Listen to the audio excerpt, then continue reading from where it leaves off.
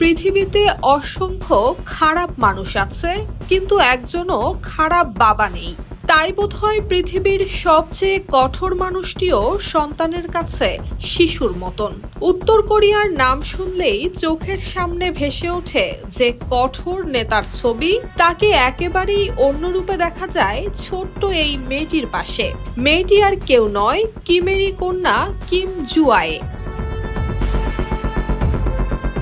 2022 সালের আগ পর্যন্ত কিম জুয়ায়ের নামও জানত না বিশ্ব।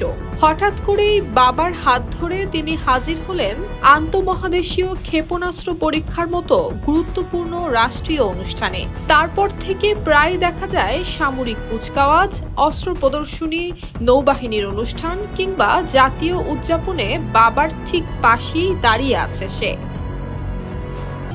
এভাবেই কোটি কোটি মানুষের ঘরে দেশ জুড়ে ফ্রিজ একটাই, ওয়ালটন। অনেকের ধারণা কিমের এই কন্যাই হতে পারেন উত্তর কোরিয়ার ভবিষ্যৎ নেতা। শুধু উপস্থিতি নয়, তাকে যেভাবে গুরুত্ব দেওয়া হয় তা নিয়েও চলছে নানান আলোচনা। রাষ্ট্রীয় গণমাধ্যম তাকে উল্লেখ করে বিশেষ সম্মানসূচক ভাষায়। এটিকে ভবিষ্যৎ নেতৃত্বের একটি বার্তা হিসেবেই দেখছেন অনেকে। সবচেয়ে বেশি নজর কাড়ে মেয়ের পাশে কিমের উপস্থিতি।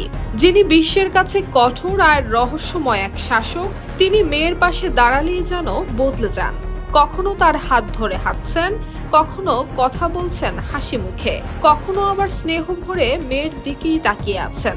এমন দৃশ্য উত্তর কোরিয়ার রাষ্ট্রীয় প্রচার মাধ্যমেও বারবার তুলে ধরা হয়েছে।